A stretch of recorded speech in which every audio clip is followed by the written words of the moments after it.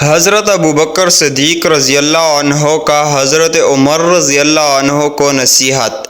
جب حضرت ابوبکر صدیق رضی اللہ عنہ کی وفات کا وقت قریب آیا تو انہوں نے حضرت عمر رضی اللہ عنہ کو بلا کر ان سے فرمایا، اے عمر رضی اللہ عنہ،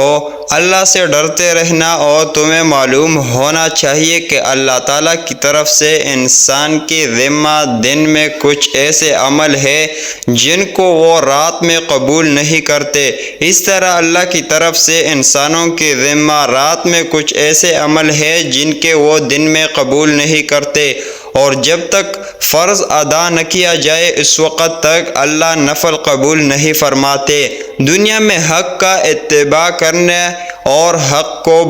بڑا سمجھنے کی وجہ سے قیامت کے دن اعمال کا ترازو باری ہوگا۔ کل جس ترازو میں حق رکھا جائے گا اسے باری ہونا چاہیے، اور دنیا میں باطل کا اتباع کرنے اور باطل کو معمولی سمجھنے کی وجہ سے ہی قیامت کے دن ترازو ہلکا ہوگا، اور کل جس ترازو میں باطل رکھا جائے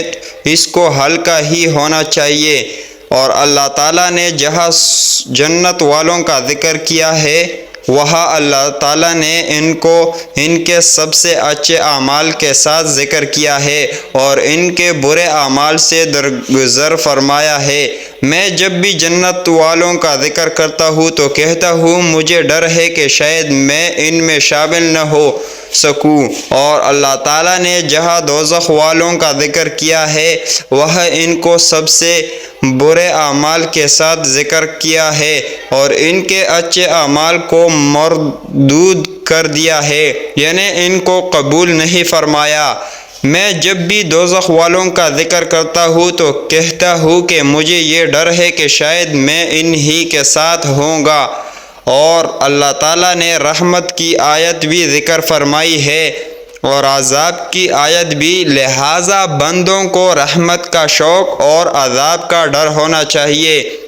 اور اللہ تعالیٰ سے غلط امیدیں نہ باندھے کہ عمل تو اچھے نہ کرے اور امید جنت کی رکھے اور اس کی رحمت سے نا امید بھی نہ ہو، اور اپنے ہاتھوں اپنے آپ کو ہلاکت میں نہ ڈالے۔ اگر تم نے میری یہ وصیت یاد رکھی اور اس پر اچھی طرح عمل کیا تو کوئی غائب چیز تمہیں موت سے زیادہ محبوب نہ ہوگی اور تمہیں موت آ کر رہے گی،